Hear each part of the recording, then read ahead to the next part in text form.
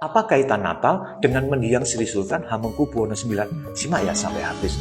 Ini menarik banget, karena berkaitan dengan gaya hidup mantan Raja Yogyakarta ke-9, sekaligus mantan Wakil Presiden Indonesia kedua.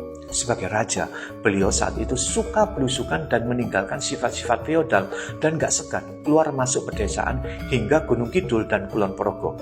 Ada peristiwa unik saat Sri Sultan belusukan sendirian di desa Nggodean. Mobilnya dihentikan oleh seorang perempuan penjual beras yang sudah sepuh. Dia pun menghentikan mobilnya ke pinggir dan segera turun. Belum sempat mengeluarkan sepatah kata, perempuan tua itu berseru, "Niki karung-karung beras, niki diunggahake." Maksudnya begini, ini karung-karung berasnya, dinaikkan. Rupanya sang penjual beras yang tak mengenal wajah Sri Sultan mengira beliau ini sopir angkutan beras yang biasa membawa para pedagang ke pasar Keranggan di wilayah kota Yogyakarta. Tanpa banyak bicara, Sri Sultan pun mengangkat 2 karung besar beras ke bagian belakang kendaraannya. Sementara itu, sang penjual beras tanpa meminta izin menaiki jeep dan duduk di samping Sri Sultan. Sepanjang jalan mereka ngobrol dengan akrabnya hingga sampai di tujuan. Tanpa diperintah, Sri Sultan pun keluar dari mobilnya dan dengan tangkas menurunkan karung-karung tersebut. Begitu selesai, penjual beras itu lantas merogoh kemben uangnya dan mengeluarkan uang lembaran dan disodorkan ke Sri Sultan. Lelaki ramah itu tersenyum dan menggelengkan kepala. Disikapi seperti itu, alih-alih berterima kasih, sang penjual beras malah ngomel-ngomel. Dikiranya sang sopir nggak mau menerima ongkos karena jumlah uangnya yang kurang. Dengan sabar, Sri Sultan mengatakan, "Pun boten usah Mbak Yung." Artinya, nggak usah bayar Mbak.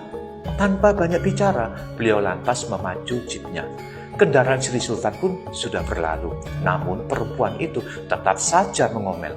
Tanpa disadarinya, sudah lama perilakunya disaksikan banyak orang yang ada di sekitarnya. Seorang polisi lantas menghampiri penjual beras itu dan memberitahu jika sopir yang baru diomelinya itu adalah Raja Yogyakarta.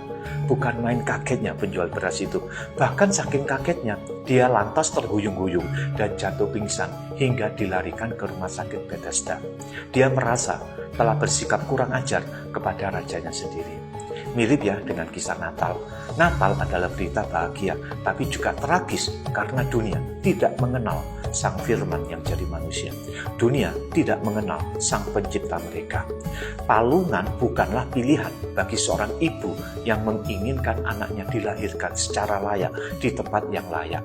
Tapi karena tidak ada tempat bagi mereka di rumah penginapan yang penuh sesak dengan orang-orang yang datang karena sensus yang diperintahkan oleh Kaisar Augustus. Tidak adakah yang berbaik hati memberikan satu ruangan saja buat seorang ibu yang sedang bersusah payah berjalan tertatih-tatih karena usia kandungannya yang besar? Tidak ada. Bukan hanya itu saja, Herodes penguasa saat itu mengejar Yesus untuk dibunuh. Tuhan bersama mamanya dilarikan oleh Yusuf ayahnya ke Mesir untuk menghindari pembunuhan Herodes. Dunia menolak Kristus, dunia mengolok Kristus, dunia menghina Kristus karena dunia tidak mengenalnya. Kelak dunia akan melihat Kristus datang dalam kemuliaannya sebagai hakim di atas segala hakim. Dia pasti datang kembali.